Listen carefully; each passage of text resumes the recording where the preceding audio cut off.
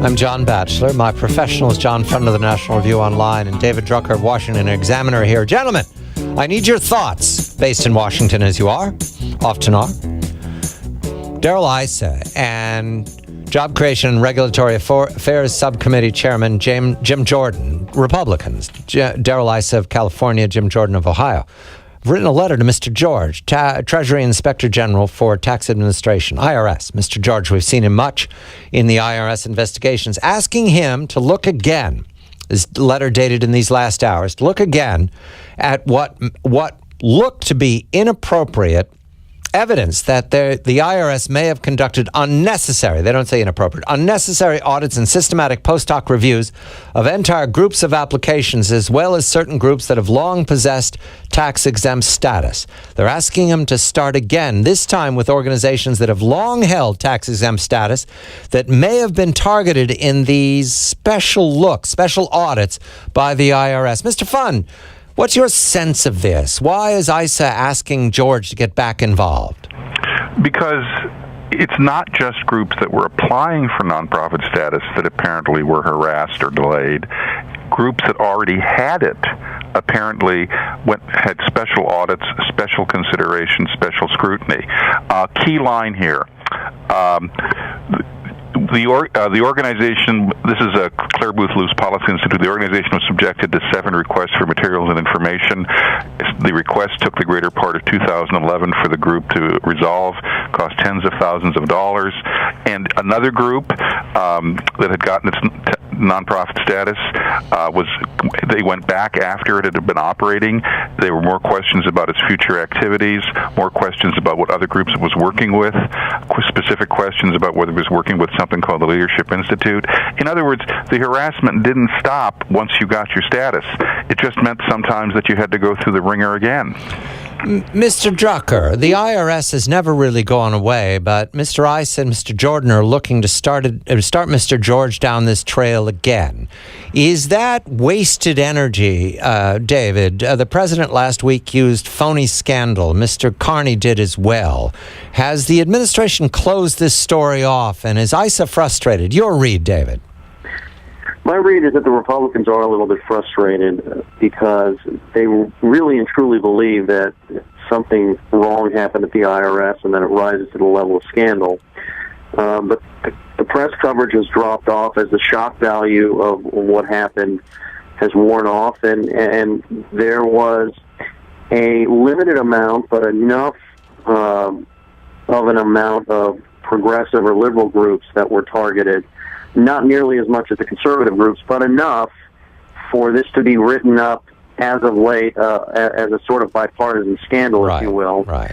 And so I think what the Republicans are trying to do is pursue legitimate avenues of concern to say, no, this is still what we said it is, what it appeared to be a couple of months ago when it broke. And I think in part because the administration has changed its tact from saying, you're right, it's a scandal, but it's not our fault and it wasn't political, to it's not a scandal at all, nothing really happened.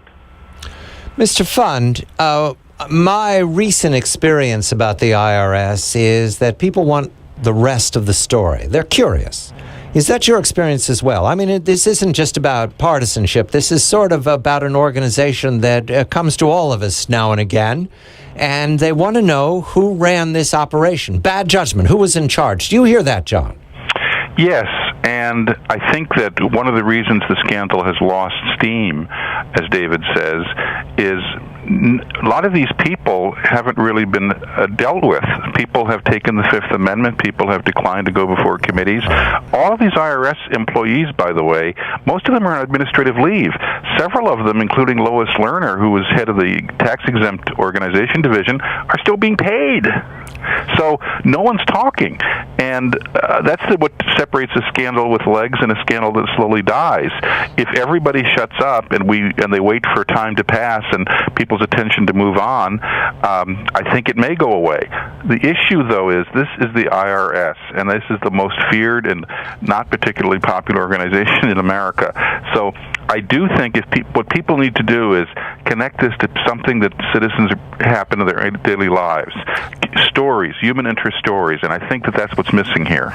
David, you speak routinely with the staffs and with the members of Congress. Does this come up? I'd like to get it behind me. You know, I moved past Benghazi. I understand it. I moved past criminalizing the media. I understand that. I'd like to get IRS done. It just feels like there are more shoes that are coming if I try to close it down. What do you hear on the Hill, David? Well, look, if you talk to Republicans, they think there's more there. They want to figure it out, but they will tell you, the ones involved will tell you it's going to take quite a long time because there's a lot of information to parse through, and then you have to find out what's legitimate, what's coincidental, and what, you know, is simply somebody's perception of legitimate inquiry by the agency. Democrats really want to move on, and they talk as though it's done, it's moved on.